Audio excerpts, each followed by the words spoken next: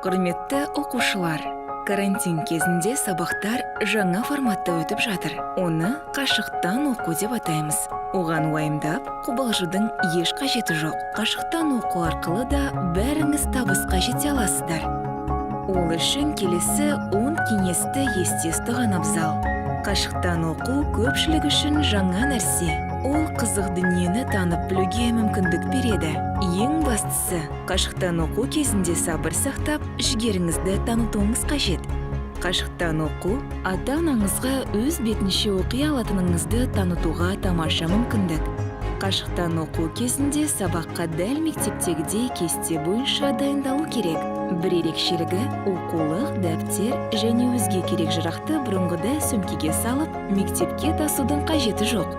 Ең бастысы, әр сабақтың алдында керек заттарыңыз үйдегі жұмыс үстелінің үстінде дайын тұрсын.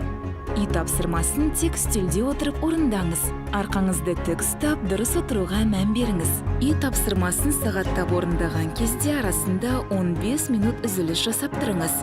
Орныңыздан тұрып, ары-бері жүріңіз.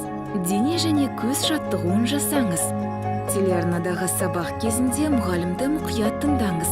Егер бір нәрсені түсінбей қалсаңыз, немесе жазып үлгермесеңіз, уайымдамаңыз. Өткен сабақтарды YouTube'дан қайталап көре аласыз.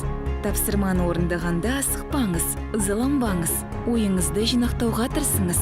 Егер үй тапсырмасын бірден орындай алмасаңыз, көңіліңіз түспесін. Білім алу кезінде ол қалыпты нәрсе. Сондықтан шыдамды болыңыз.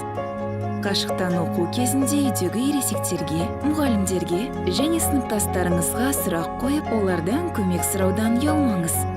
Ең бастысы өз күшіңізге сеніп, осы 10 кеңесті іске асыруға тырысыңыз. Сонда міндетті түрде табысқа жетесіз.